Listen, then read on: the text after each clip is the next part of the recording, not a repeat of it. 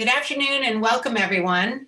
I'm Susan Axelrod, Editor-in-Chief of Culture, and I'm delighted to be with you for what I know is going to be a fascinating presentation on one of my go-to favorite cheeses, Comté.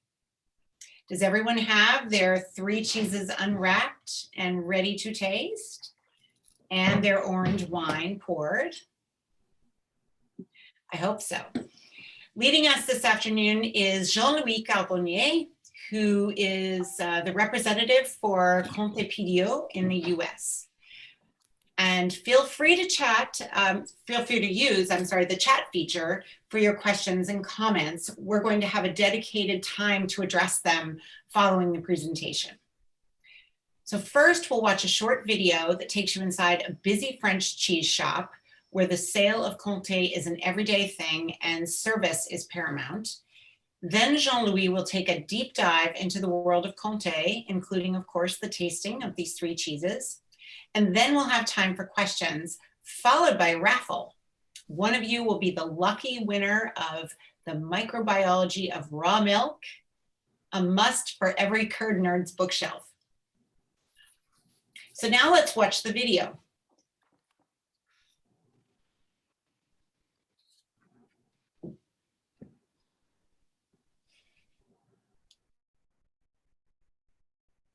Nous, à la fromagerie, on a un très bon contact avec les clients parce qu'on n'est que 5 dans l'équipe.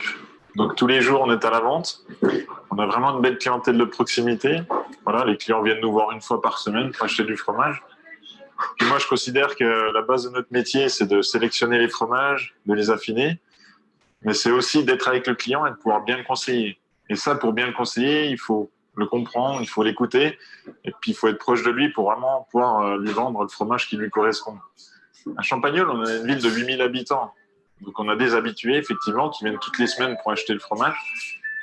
On les connaît par leur nom, on discute avec eux, et puis aussi, on a une clientèle de touristes, des touristes qui ont des maisons de vacances ici, et on passe du temps à discuter avec eux aussi, des enfants, des petits-enfants. C'est vraiment ce que recherche la clientèle. Elle recherche du fromage, des bons fromages bien affinés, mais elle recherche aussi beaucoup de contacts, beaucoup de contacts humains et puis beaucoup de conseils. Le fait d'être proche de nos clients, d'être tous les jours avec nos clients, et le comté étant un de nos fromages les plus vendus, tous les jours on parle des comtés, tous les jours on parle des différences de fromage dans ce fromage et les différences par rapport aux affineurs, par rapport aux fruitières, par rapport aux saisons.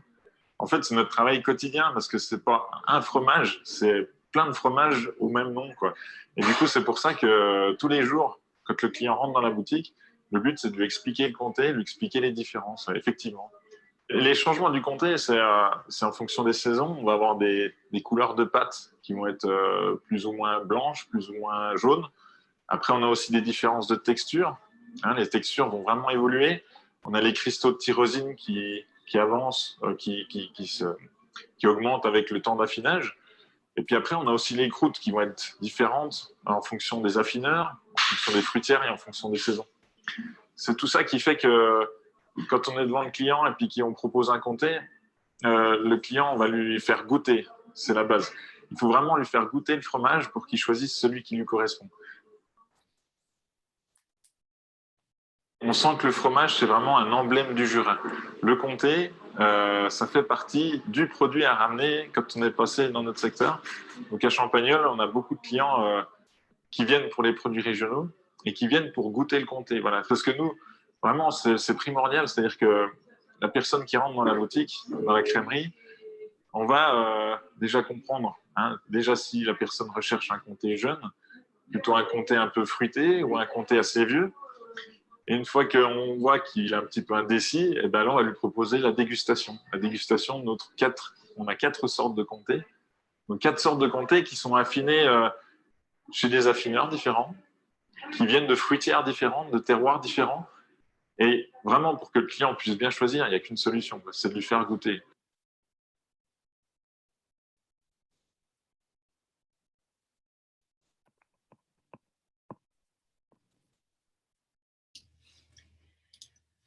Well, hopefully that's given you some food for thought as you ponder the best ways to talk to your customers about Comté.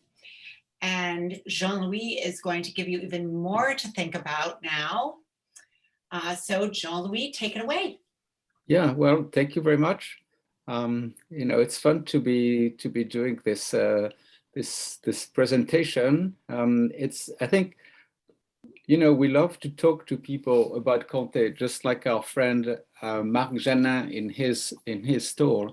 We believe in bringing the customers, but also everyone who handles Comté in the trade, sharing the experience of Comté, for lack of a better word, whereby it's a cheese that is multifaceted. It's one PDO, but innumerable different cheeses.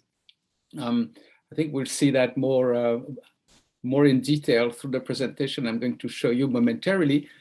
I hope everybody's got the materials, the brochures that we sent, especially the wheel of aromas, which will be helpful as we taste the cheeses in a moment. As Suzanne said, I hope everybody's opened their cheese, so they are at a good temperature for tasting it. They should not be warm, but they should not be cold either. Yeah, it's like wine. There's always a good temperature to enjoy it.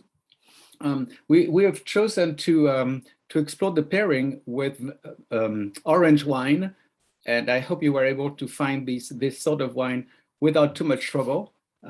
It's something a little bit different, but it's also something that's gaining in popularity. So I think we should go into showing you a presentation of Comté that basically contains everything. I would say everything you need to know, maybe more than what you need to know really. But let's see how that goes. So let's turn to the next slide, and I'll show you a brief history of Comté. And I'm sure you understand what the PDO expression means. It means protected designation of origin, and we'll explain that further as we go along. What's interesting is that Comté has a very long history, and its history has been very dynamic. It has evolved. What hasn't changed is its place of origin. Next slide. So let's talk for a second about the founding principles and the missions of Comté. Admittedly, each and every PDO has its own specifications, and some PDOs have specifications that are more exacting, more specific than other PDOs. I would say that Comté has a very specific set of specifications. It's a very well organized trade, I would say, and everything enters the specifications from the place of origin, from the traditional way Comté is made, but also considerations about consumers' expectations. That is very important. We definitely want Comté to connect with the consumers and vice versa. At the same time, the PDO help the farmers make a decent living while producing Comté. So here it is. It's in eastern France. It's very close to the border of Switzerland. I mean, it's along the border of Switzerland, the Jura. You have the Jura mountains, and you have the French Jura and the Swiss Jura, on both sides of this range that separates France from Switzerland. And therefore, you have many traditions in cheese making that are shared by both countries. In the 19th century, where people in villages, when they could not make a living, if you were a cheesemaker, well, you went on your way. You did not stay in your village because you could not feed yourself. So cheesemakers would travel across the border and ply their trade wherever they could. Next slide. So, what's interesting is that, as I just mentioned, Comté, the Comté area is on the western side of the Jura Mountains, and it has various elevations. In fact, roughly speaking, there are 3 plateaus ranging from 650 feet to about 5,000 feet. And along with that, many different soil types and different microflora from place to place. Let me show you the chain, if you like. For what's important too is that we start with Comté farms. And when you speak to a farmer, he will tell you, I make Comté. You know, they are producing, you know, they are the first step in making Comté. First of all, the milk, and the milk for Comté is specific. It comes from specific breeds of cows. It's a milk that's very rich in protein and fat, and that's the, you know, it's very important. Also, the milk is being used raw, so it means that it is rich in microflora. From the farms, the milk goes to 140 fruitières, which are also called cooperatives, because this is where a group of farmers bring their milk. And these fruitières are generally owned by the farmers. It's very important. And that also explains, you know, why these farmers are Comté producers themselves. And then from the fruitière, it goes to affinage cellars, where the Comtés will be aged before going to market. Next slide. So first of all, on the farm, the Comté milk. The 2 varieties that are used exclusively are Montbéliard and Simmental. Again, because they are cows that produce a very good quality of milk, but also there are also cows that produce a good quality of meat as well. So for farmers, it's, you know, traditionally it's wonderful to have cows that have, you know, that can be productive in every way. Next slide. The cows are milked twice a day. You know, the cows are not using robots or any such things. They spend the days outside in the pastures. Before they are let into the pastures, they are milked. So typically between, you know, 5 and 8 in the morning. And then at the end of the day, the farmers bring their cows back to the farm, and they are milked a second time, usually around 5 or 6 p.m. All of this is done, you know, very carefully with a lot of care. One of the key gestures, by the way, that has to be, or I should say that is part of the specifications, but also part of the work, is that the farmers milk by hand. I mean, they use automated systems, but they have to have a manual contact with the cow, which allows them to make sure the cow is healthy, but also, I think, reflects the link between the farmers and their animals. Next. After that, the farmers, you know, on average, about 18 farms are members of each fruitière, and they own the fruitières.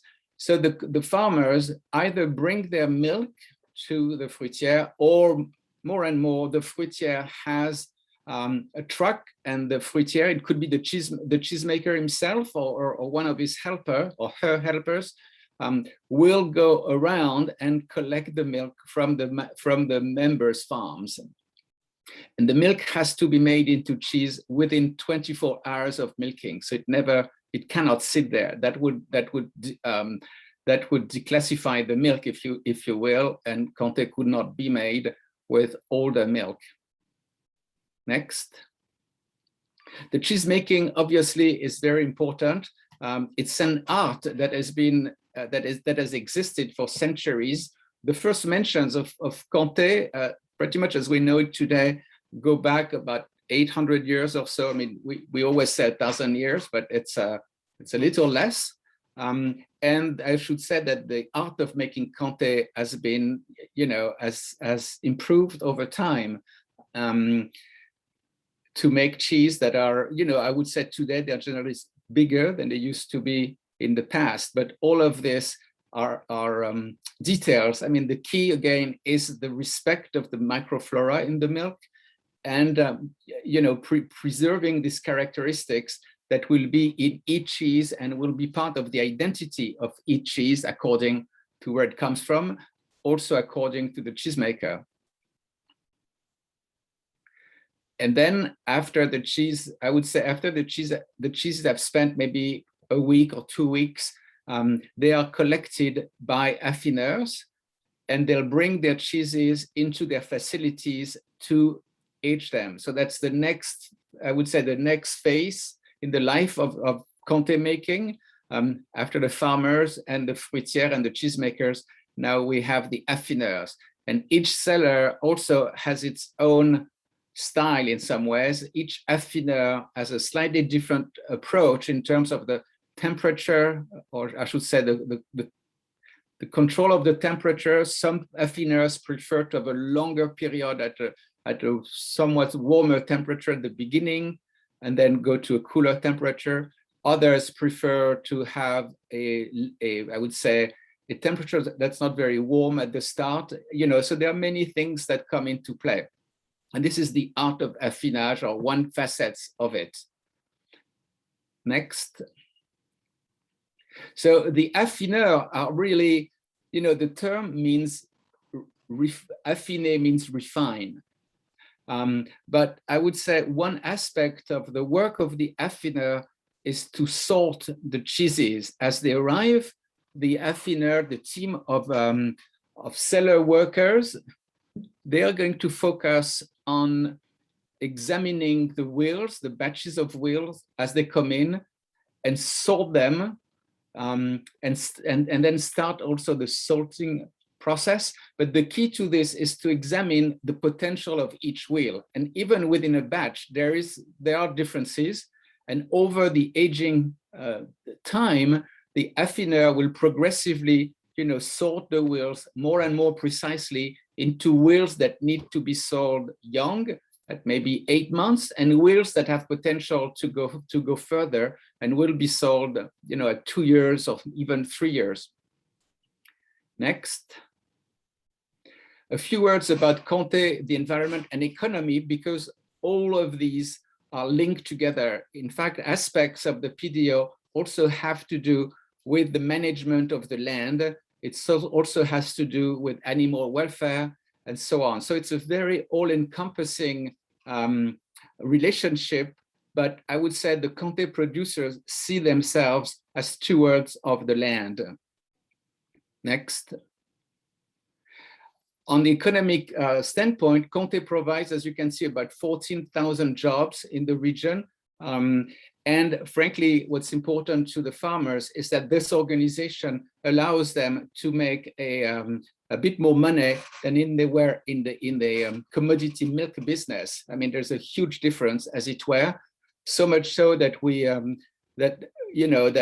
farms continue to exist.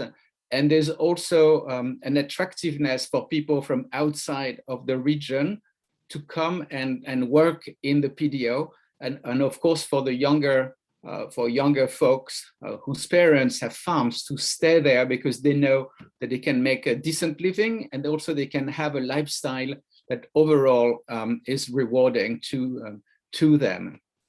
It's not for everybody, but if you go there, you'll find that the farmers are really very involved, and passionate about their work. Not only the farmers, but the cheesemakers and the affineurs. So at the cheese counter, Comté is an indispensable presence. You could see in the shop of Marc Janin. At the beginning, Marc explained that he had 4 different Comtés. So Comté is a very popular PDO cheese in France. But what's interesting is that it is possible to have 4 Comtés because each one of them is different. It's almost as if you had 4, it's like 4 different expressions of the same cheese. But again, it plays on different ages, different origins, different affineurs. So there's quite a broad palette of aromas and taste.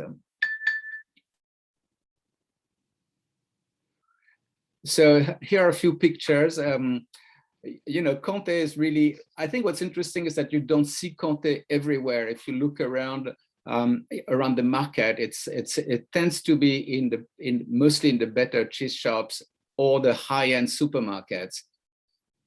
Next.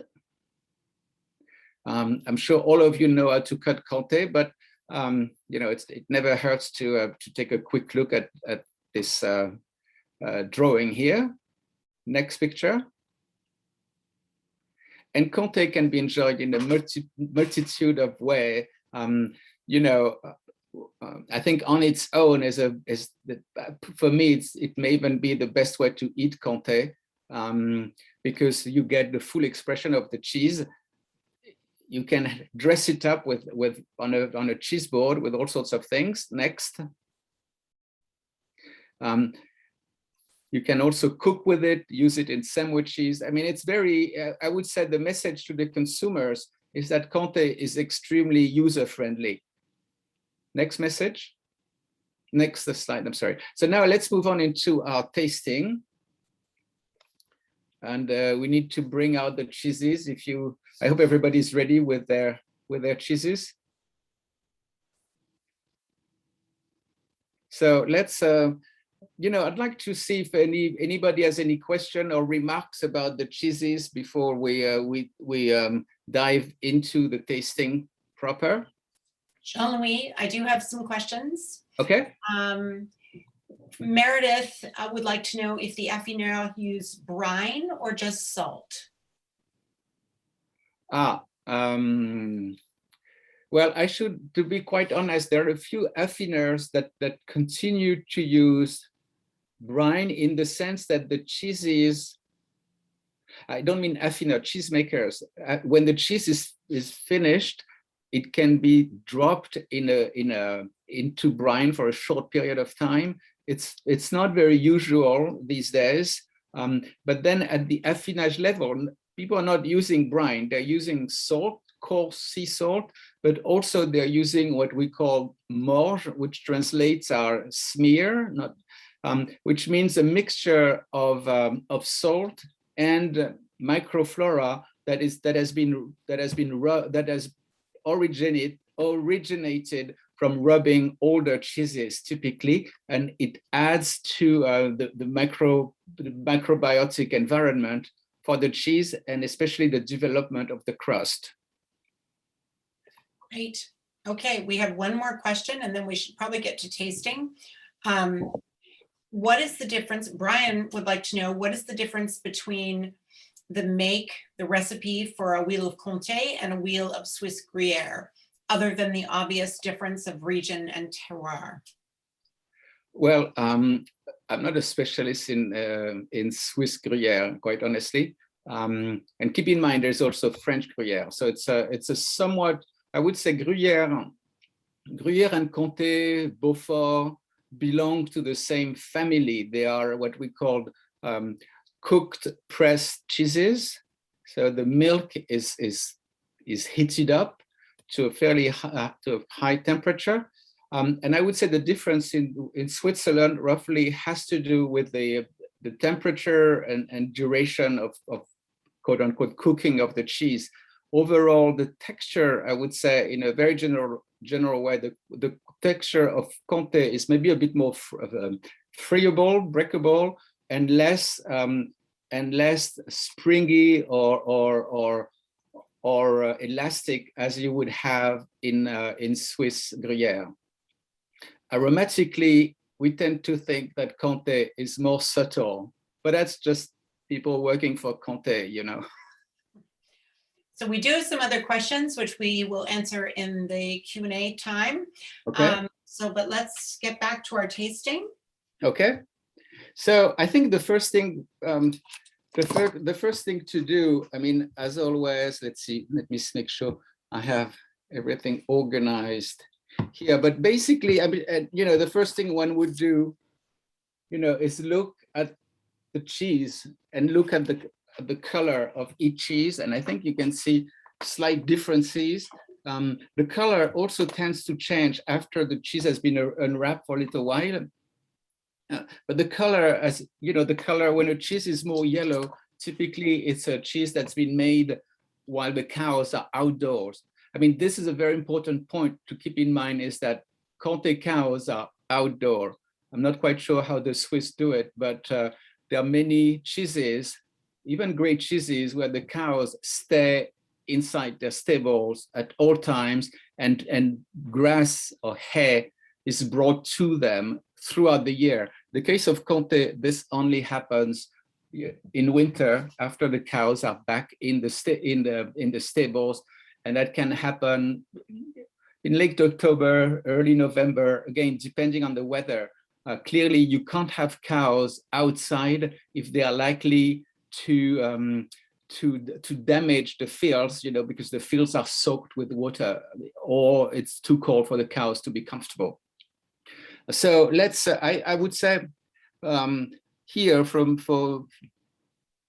my three cheeses, I would say that number one looks to be a bit yellower, and the others tend to be, I would say, whiter by definition, with number two being being a bit more ivory in color, being, you know, so, and number three being in between.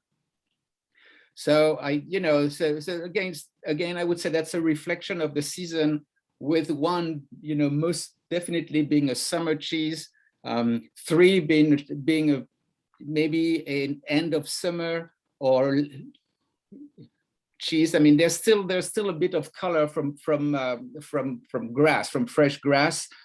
Fresh grass contains carotene, but carotene is destroyed when the grass is dried.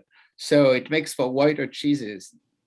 And I would say number two, most probably a winter cheese, maybe from the winter of 2021 winter. So a cheese that would be, you know, about, if I'm not mistaken, with mass, about 10 months old or so, approximately. Yeah, so the next thing would be to look at the crust. The sheer appearance of the crust doesn't necessarily tell you a whole lot. But what I think is interesting, though, is not so much the top, although you can see I think what's important about the top is whether it feels dry or moist, and that also tells you about the conditions under which the cheese was shipped. You know, you should not have a crust that feels that feels damp. That would be a sign that there may have been condensation inside the boxes or inside the packages.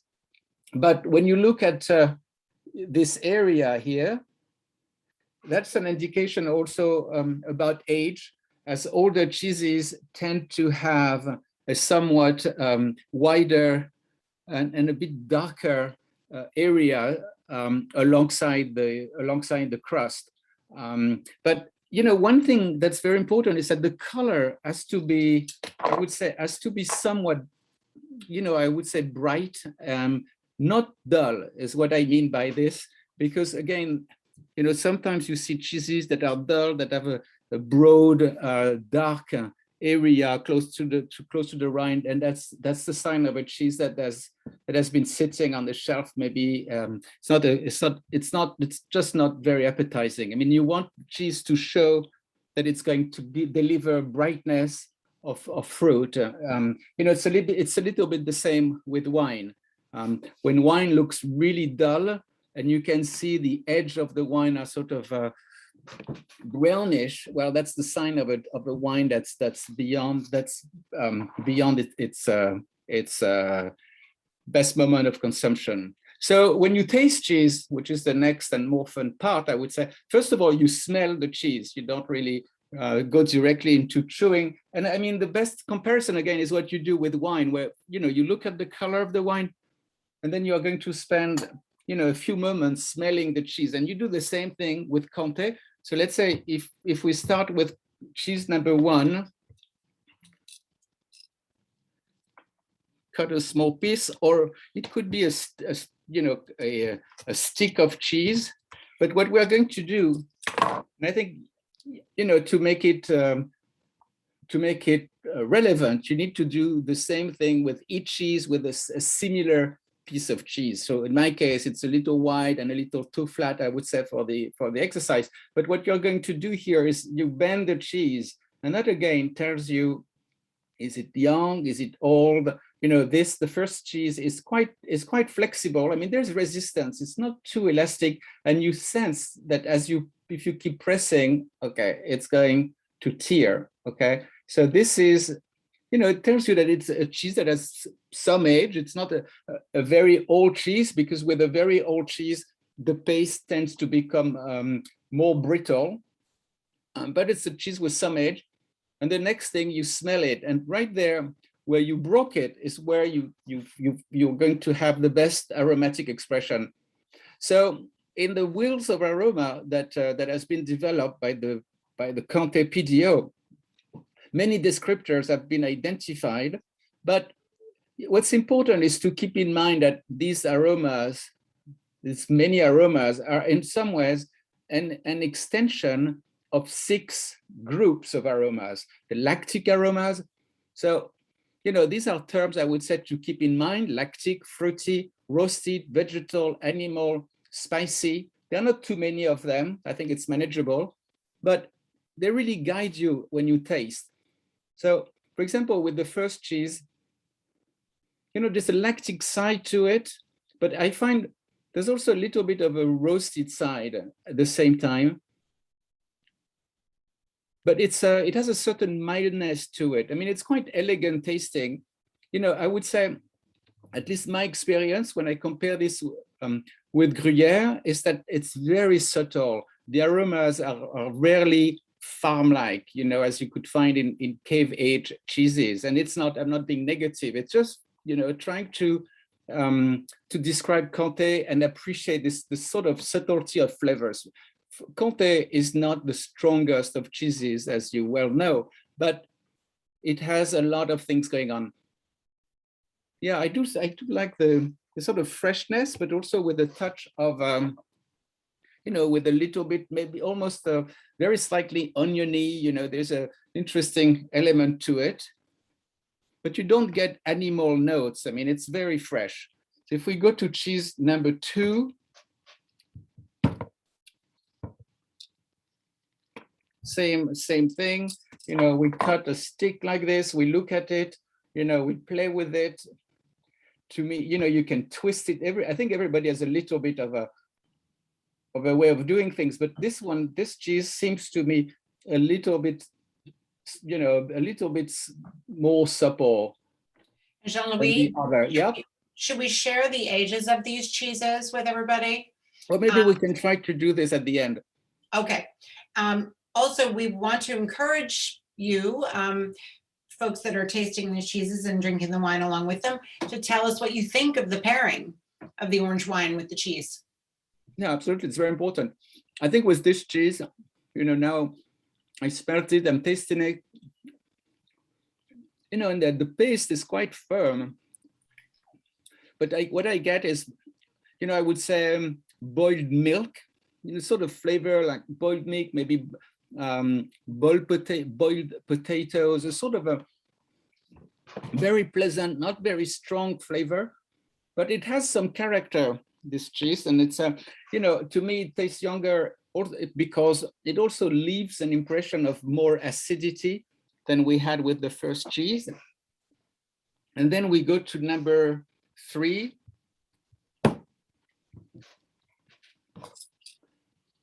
So same thing. So number 3 to me right away seems more assertive. It's a cheese with character. You know, it's a, you know, and I would say it's more spicy with a little bit of a few animal notes, I would say. It's not rustic, but it's you definitely have something a bit more animal here. Also some roasted notes, and again, it's not it's, you know, you can see it when you hold it. It's not an old cheese. I think it's somewhere in between the 2 that we've had. It's very supple. And the texture, in fact, I find that the texture to be a bit more elastic at first, but then the cheese really seems to melt on the palate. And one thing that's important to do is when you have the cheese in your mouth is to, press it so you can also assess the texture of the cheese, but also make like a, mash, I would almost say mash the cheese in your mouth, and you get a lot of expression, a lot of aromas. As with wines, the aromas come from the back of the mouth through the retronasal canal or whatever you want to call it. But now we have someone who's shared, Sarah has shared with us, oh my goodness. Sarah, I hope that's a good thing.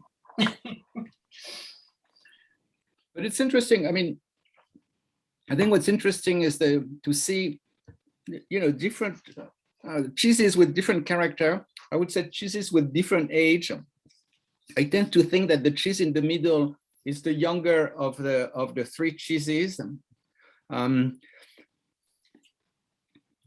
one on the number one, to me,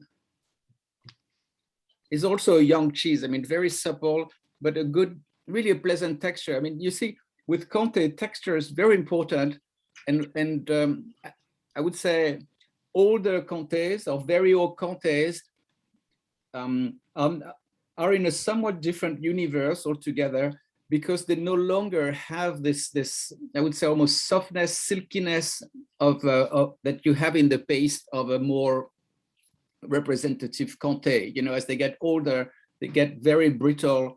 They tend to be much drier also, whereas all these have have this certain softness to them. Number two to me is, as I said, probably the youngest one with more acidity and freshness. That would be a great Comté for breakfast, or just it really wakens the palate up, wakens the taste buds. So now in terms of pairing, it's always very challenging because truthfully, pairing is so personal. Someone may not like acidic wine and somebody wants their wines to be acidic, etc. The alcohol is also something that can make a difference. But I think with these wines, with these orange wines, first of all, just to clarify, these are wines that are made with white grape varieties. So mine is a wine from Georgia, and it's made with a variety called Katsiteli, I think you pronounce it that way. It's actually grown by one winery in upstate New York in the Finger Lakes, but this comes from Georgia.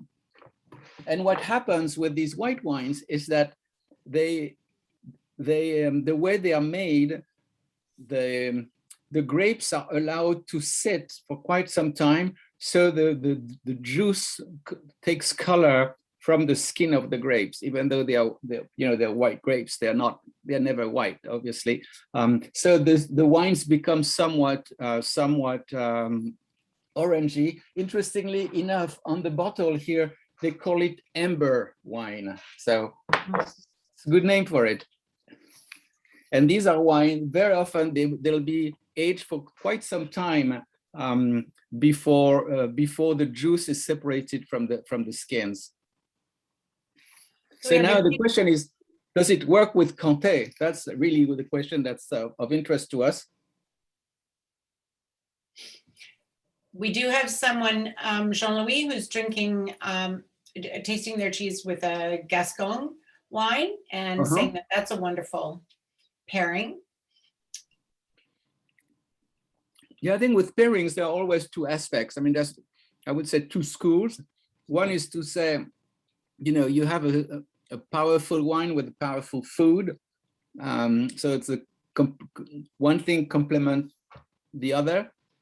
And then it's the contrasting approach is the other school, I would almost say, whereby you'll be looking for a wine with more acidity. If you have a food that's quite fatty, you really are looking for contrast and something refreshing to the cheese.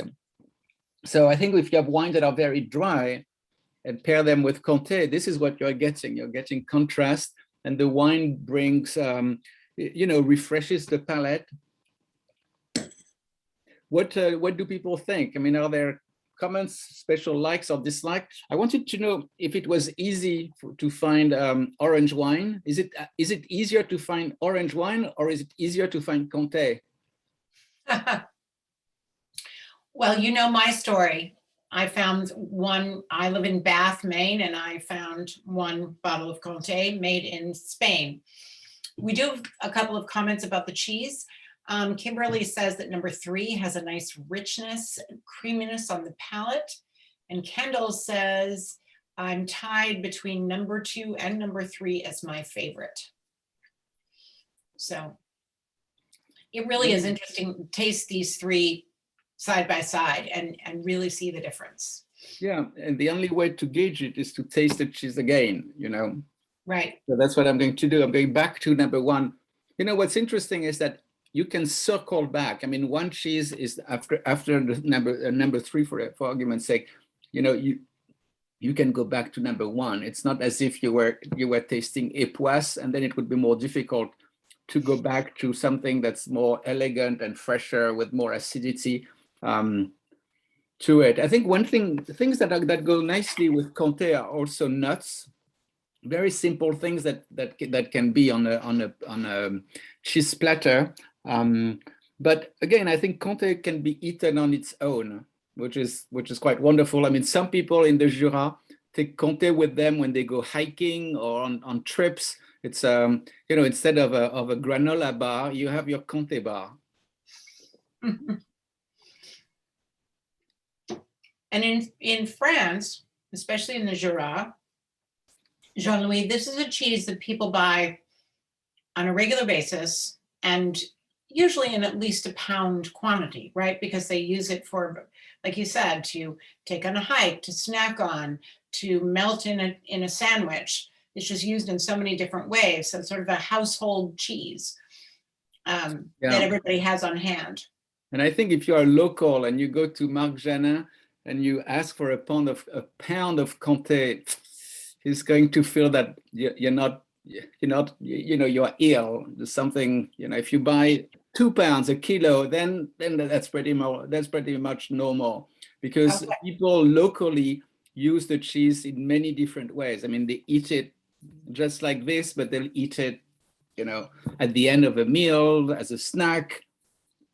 They cook with it. I mean, you can do a lot of things. I mean, it goes from fondue to to much more sophisticated things. I mean, it melts very well. It can be toasted. It can be made into crispy wafers and so on. So there's a lot one can do with it. One thing that I thought was amusing is to use Comté sticks with soft-boiled eggs instead of bread sticks. So that's a fun thing to do. But again, there are many ways to use it, and locally, the consumption of Comté is very high. Also, we have many recipes on the Comté website if you want to explore that further. But I think I'd be curious to hear if somebody has a recipe suggestions that they might want to share. Well, we do have some pairing suggestions that are coming in.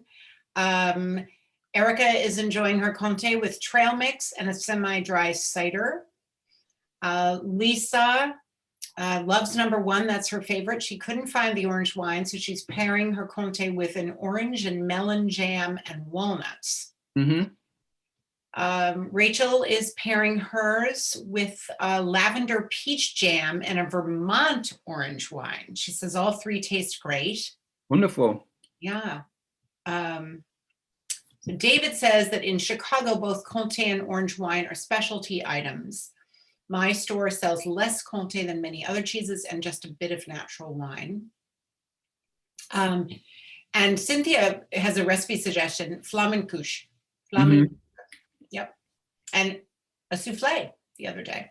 The souffle, yeah, that's always a great recipe. Yep. Lily is having hers with sea salt Triscuits and white Burgundy. Nice. So, yeah, and David is having his with apple pistachio preserves. That sounds amazing. So we do have some questions now for you. So let's see here. Regarding this is a question from Kimberly, regarding the Comté point scoring, are the brown branded cheeses still considered Comté? And what happens to the cheeses that are under 12 points? It's a good question.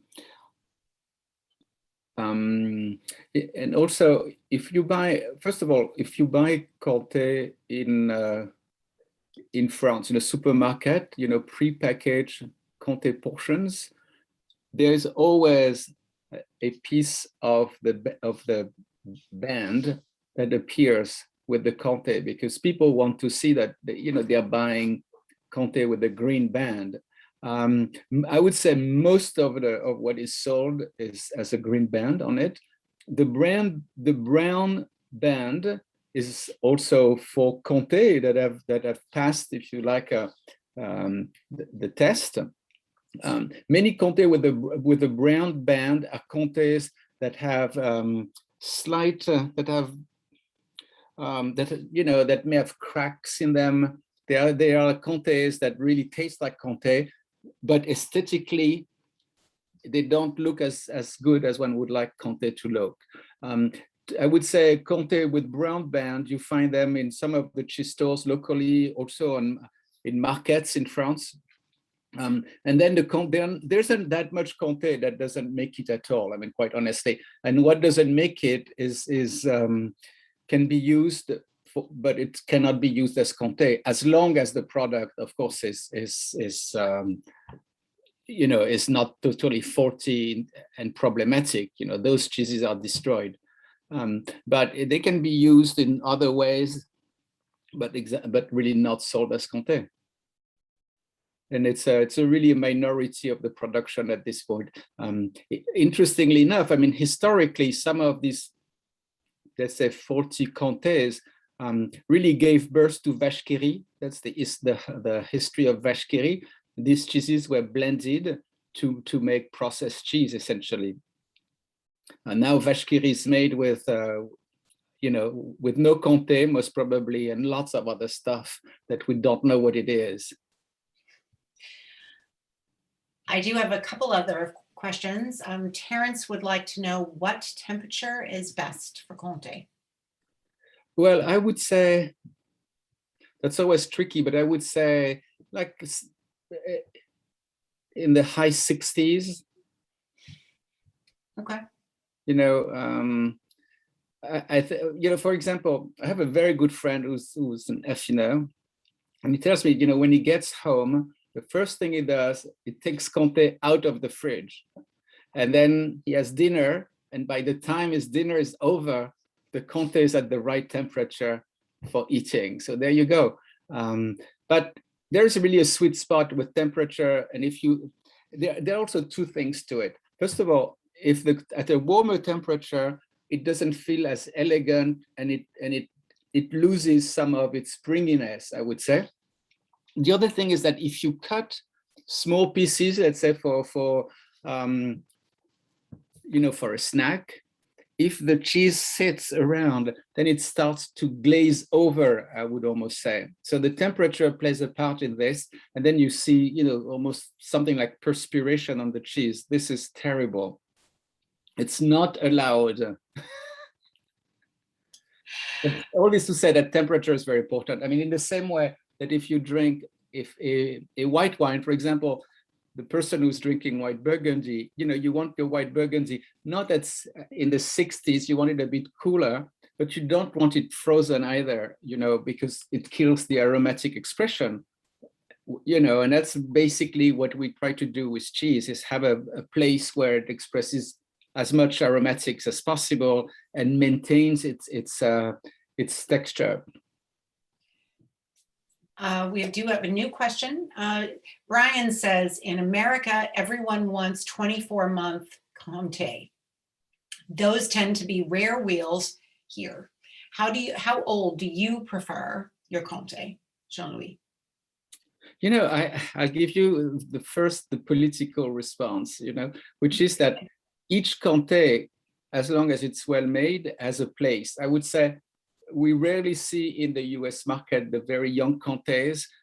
These tend to be more springy, more, more elastic. I would say for me, 14, 15, 16 months is great because you still have that wonderful texture and freshness of Comté. With older Comtés, you know, they are much more assertive in flavor, which is not necessarily a bad thing. But their texture is no longer as moist, and you lose this sort of creaminess that's just wonderful in Comté, you know.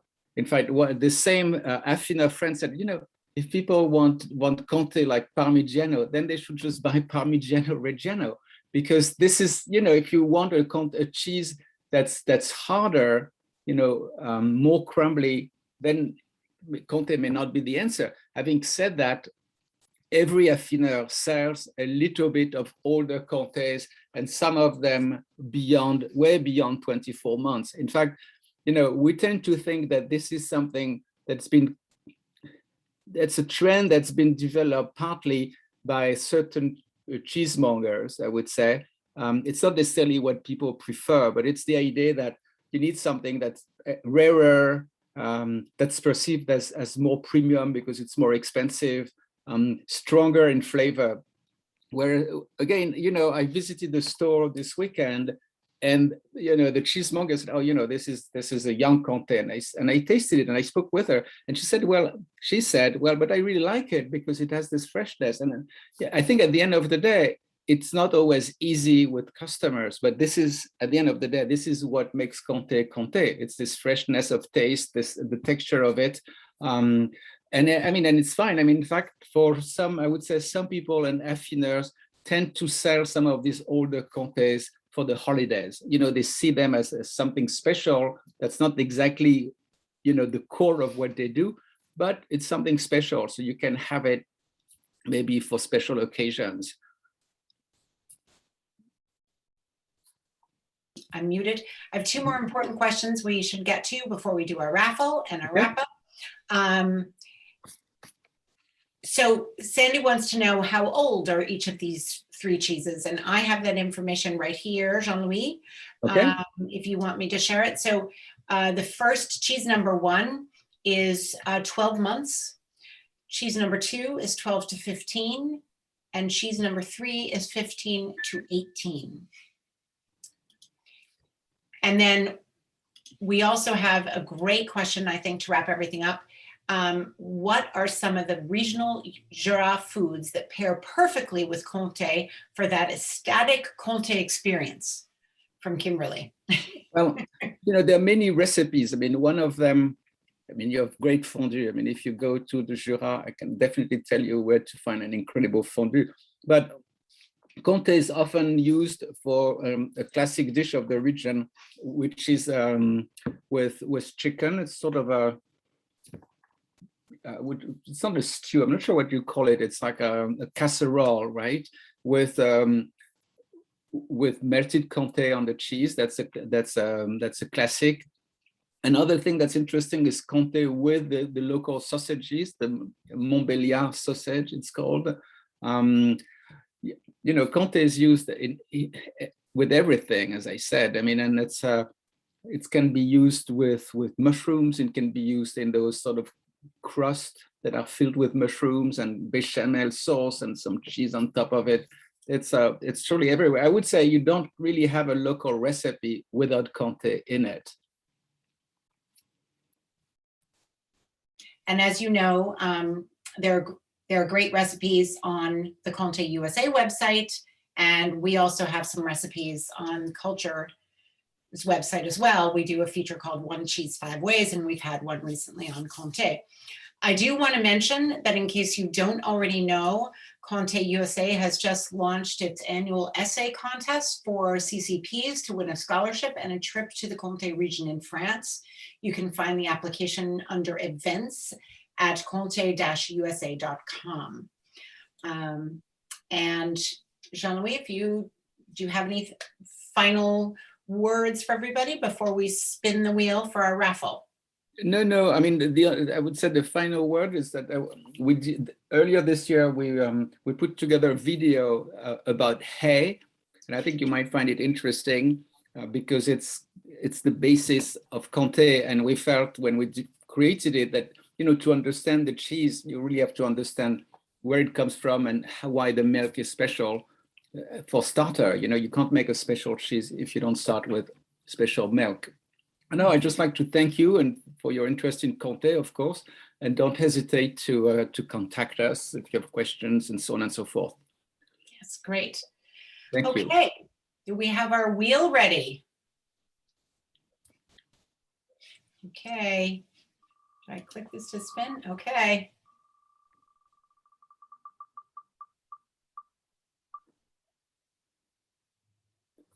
Ooh. Oh, congratulations, Terrence has won the microbiology of raw milk. Yay, we'll get that book out to you very soon, Terrence. Yeah, and I hope you enjoyed the book. I mean, it's a very special book. It's a bit geeky, but I think we thought with Suzanne that it would be something special, and it's not something that you can find in a bookstore. And it comprises several essays about different aspects of cheese, of cheese, I would say, microbiology, and especially with the raw milk in mind.